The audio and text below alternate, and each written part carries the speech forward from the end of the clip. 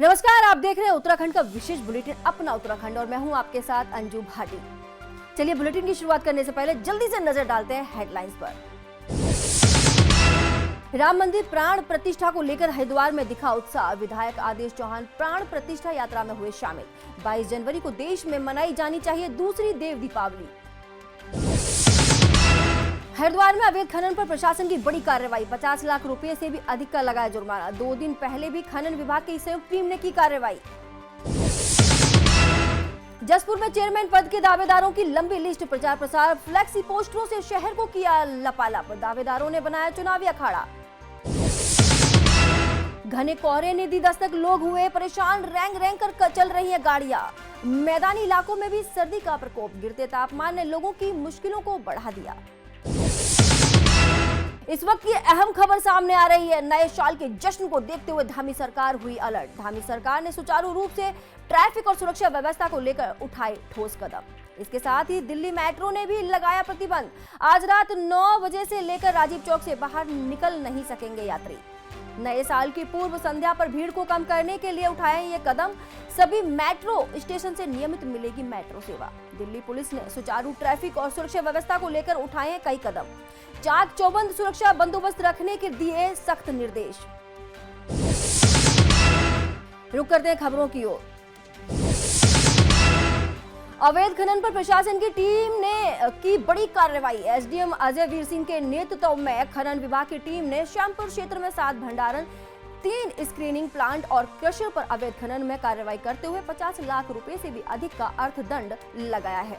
वहीं एसडीएम अजय वीर सिंह ने बताया कि 2 दिन पूर्व भी खनन विभाग की संयुक्त टीम के साथ भोगपुर क्षेत्र में कार्रवाई की थी, जिसमें 1 स्क्रीनिंग प्लांट और 2 क्रशर पर कार्रवाई की गई थी। एसडीएम ने कहा कि अवैध खनन को किसी भी सूरत में बर्दाश्त नहीं किया जाएगा।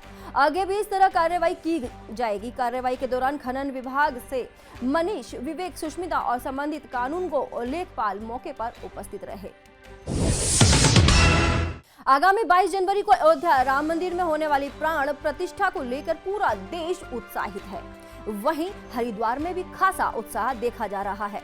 हरिद्वार के रानीपुर विधायक आदेश चौहान ने सभी देशवासियों के साथ सभी से अपील की है कि 22 जनवरी को देश में दूसरी देव दीपावली मनाई जानी चाहिए। उन्होंने जनमानस से अपील की है कि वे 22 जनवरी को अपने अपने घरों में घी के दीपक जलाएं, साथ ही भगवान राम के चित्र के सामने राम का पाठ करें। विधायक आदेश चौहान ने कहा कि सभी अपने घरों को दीपों से सजाएं और श्री राम भक्ति के जश्न में आतिशबाजी कर पूरे देश और दुनिया को ऐसा संदेश दे कि आकाश से देवता भी राम मंदिर के इस उत्सव को देखने के लिए खुद देवता आकाश से धरती पर उतर आए।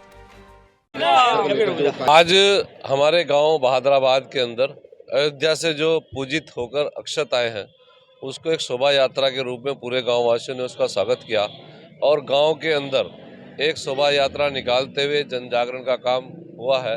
और मैं देख रहा था कि जगह जगह लोग, पुरुष, महिलाएं, बच्चे जगह जगह उसका स्वागत कर रहे थे। एक अपार उत्साह का माहौल पूरे गांव के अंदर देखने को मिला और ये निश्चित रूप से भगवान श्री राम के प्रति लोगों की श्रद्धा, उनके प्रति प्रेम, निष्ठा का एक प्रमाण है। और मैं समझता हूँ कि ये पूरे हिंदू समाज के लिए गौरव के क्षण है कि लगभग 500 वर्षों के संघर्ष के बाद, जहाँ वो बाबरी ढांचे को हटाने के बाद, अब भगवान श्री राम लला 22 जनवरी को वहाँ पर स्थापित होंगे। उस दिन उनका प्राण प्रतिष्ठा कार्यक्रम है। उसके निमित्त पूरे गांव के अंदर हमारे बहुत ज़बरदस्त उत्साह है, पूरे क्षेत्र में बहुत उत्साह देखने को मिला है और उस दिन भी भव्य आयोजन हमारे यहाँ पर गांव के अंदर होने वाले हैं। और मैं आज सभी लोगों से पुनः आह्वान करता हूँ कि इस महायज्ञ के अंदर सब लोग सहयोग करें और अपनी उपस्थिति दर्ज कराएं। और आज जिस तरह का माहौल देखने को मिला, निश्चित रूप से बहुत अद्भुत था और ये भगवान श्री राम का ही आशीर्वाद है, भगवान श्री राम की कृपा है कि आज सारा वातावरण, पूरा देश नहीं पूरा विश्व राम में दिखाई दे रहा है।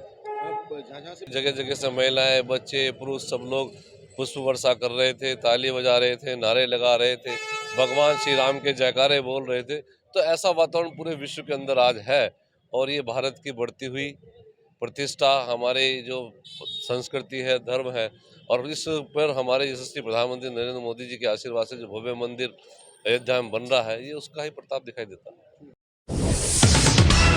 उत्तराखंड में निकाय चुनाव का अभी अता पता भी नहीं है, लेकिन उत्तराखंड के एक शहर में अभी से निकाय चुनाव की तैयारियां जोरों पर दिखाई दे रही हैं। लोगों ने प्रचार प्रसार करना भी शुरू कर दिया है। चुनावी पिच पर दमदार खिलाड़ी बनकर उतरने के साथ साथ जनता के हितैषी बनकर जनता में अपनी दखल देनी शुरू कर दी है।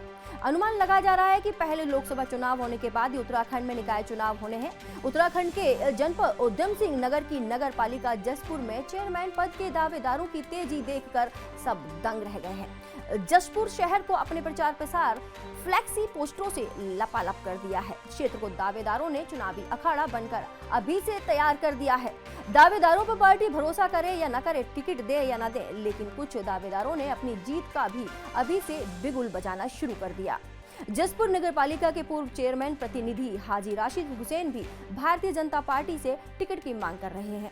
अपनी मां मुमताज बेगम के कार्यकाल में हुए विकास कार्य को लेकर अपनी जीत का गणित लगाकर बैठ गए हैं। हालांकि हाजी राशिद हुसैन की मां मुमताज बेगम जसपुर नगर पालिका की चेयरमैन बहुजन समाज पार्टी से थी, लेकिन अब पुत्र ने भारतीय जनता पार्टी का दामन थाम लिया है।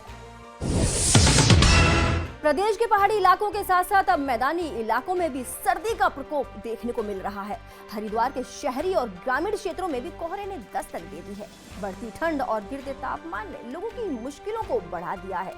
सड़कों पर वाहन भी रेंग रेंग कर चल रहे हैं। ऐसे में सड़क दुर्घटना होने का खतरा भी बढ़ जाता है। हरिद्वार में मौसम के पहले कोहरे ने जनजीवन अस्त व्यस्त कर दिया है। आलम यह है कि सड़कों पर वाहन भी रेंग रेंग कर चल रहे हैं और शहर में लोग जगह जगह अलाव जलाकर ठंड से बचाव करते नजर आ रहे हैं। स्थानीय निवासियों का कहना है कि आज पूरे हरिद्वार में कोहरे के कारण लोगों को परेशानी का सामना करना पड़ रहा है। सड़कों पर गाड़ी चलाने में भी दिक्कत आ रही है। बढ़ती ठंड को देखते हुए प्रशासन को जगह जगह अलाव की व्यवस्था के साथ ही सड़कों पर पर्याप्त मात्रा में पुलिस तैनात करनी चाहिए, जिससे कोई दुर्घटना ना हो सके। आज बहादुराबाद में जिला हरिद्वार में कोहरा बहुत ज़बरदस्त छाया हुआ है और जो है ये जो रोड पे गाड़ियाँ चल रही हैं इनको थोड़ा सा सावधानी बरतने की ज़रूरत है। जगह जगह लकड़ी गिराएं, बहुत ज़्यादा ठंड है, कोहरा है, परेशानी का सामना करना पड़ रहा है। गरीब जो जनता है उनके लिए थोड़ा सा ध्यान में रखकर इनको जगह जगह लकड़ी का प्रबंधन करना चाहिए। कि जो रोड पे गाड़ियाँ चल रही है ये थोड़ा सा देखें कि घना कोहरा है। प्रशासन को भी थोड़ा सा ध्यान में रखते हुए इनको अलर्ट करना चाहिए। जगह जगह अपनी सिक्योरिटी ड्यूटी का थोड़ा सा इनको समझाएं कि भाई ध्यान से चलें, कोहरा बहुत ज़बरदस्त है। ठंड काफ़ी पड़ रही है, 2 दिन से तो बहुत कोहरा आ रहा है। हम ये चाहते हैं कि जो आसपास के रोड पे जाने वाले बहुत ठंड लगती है, उन लोगों को थोड़ा सा लकड़ी की व्यवस्था जलाने की कोशिश करें, जिससे कि यहाँ के लोगों की ठंड दूर हो जाए।